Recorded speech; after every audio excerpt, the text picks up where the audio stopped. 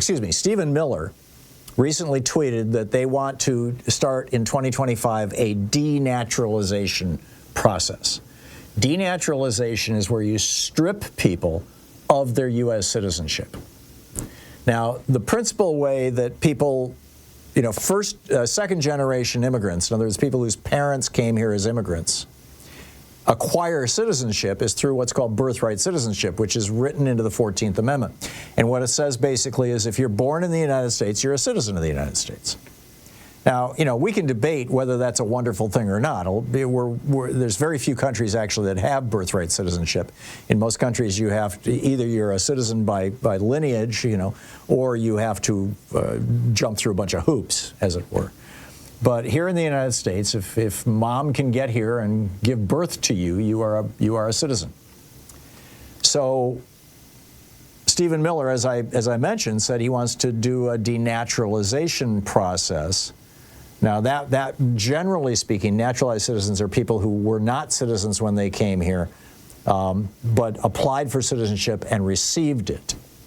So there's kind of three categories here: people who were who's are what you might call a natural-born citizen. In other words, their parents were citizens, and therefore they are citizens, and they were born in the United States.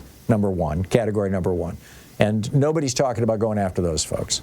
Category number two, people who applied for citizenship and got it, naturalized citizen.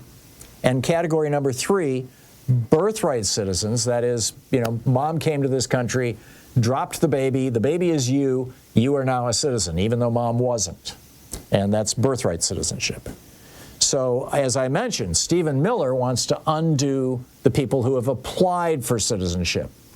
And by the way, for the last, half a decade, maybe longer, maybe more than a decade, more than 50% of people applying for and receiving naturalization, receiving U.S. citizenship, have not been white.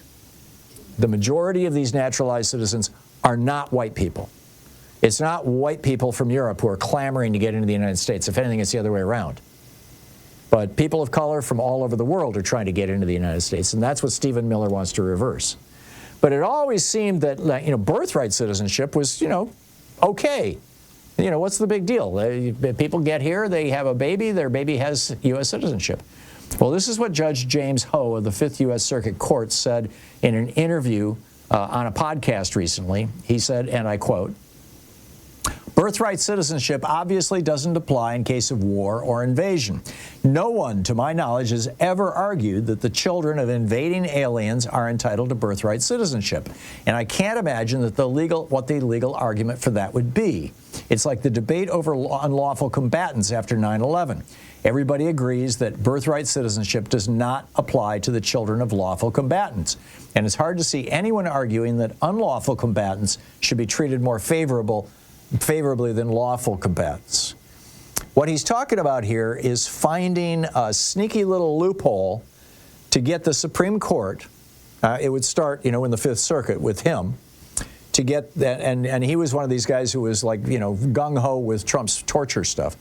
But this is a sneaky way to get, or not, I don't know if it's sneaky, he's coming around and saying it, but a way to get a case before the Supreme Court where the Supreme Court can say, yeah, the Constitution says if you're born here, you're a citizen, but we're not sure.